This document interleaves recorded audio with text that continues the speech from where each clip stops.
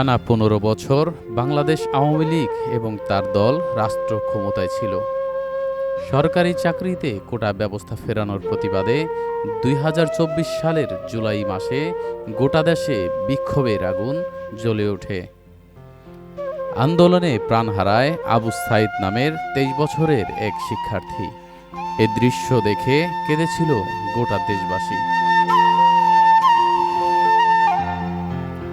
এই ঘটনার পর আন্দোলন আর কোটা সংস্কারের দাবির মধ্যেই সীমাবদ্ধ থাকেনি, শুরু হয় সরকার পদত্যাগের দাবি।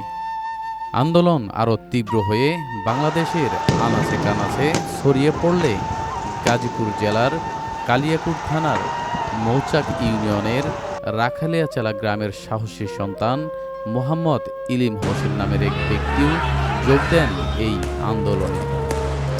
অবশেষে ৫ই আগস্ট আন্দোলনরত অবস্থায় গুলি খেয়ে প্রাণ হারান ইলিম হোসেন। পরিবারে নেমে আসে শোকের ছায়া।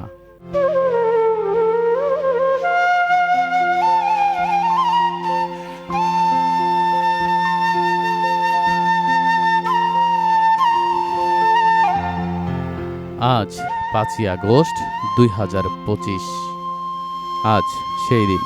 এই দিনেই শহীদের কবরের পাশে দাঁড়িয়ে নীরবে শ্রদ্ধা জানালেন গাজীপুরের জেলা প্রশাসক, পুলিশ সুপার, কালিয়াকৈর উপজেলার নির্বাহী কর্মকর্তা, মৌচাক ইউনিয়নের প্যানেল চেয়ারম্যান ও ইউপি সদস্যবৃন্দ। এই গ্রামের বাতাসে আজও ঘুরে বেড়ায় তার সেই শেষ নিঃশ্বাস।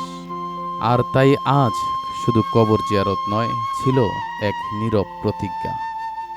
এই শহীদকে ভুলব না, এই আত্মত্যাগ ব্যর্থ হতে দেব না।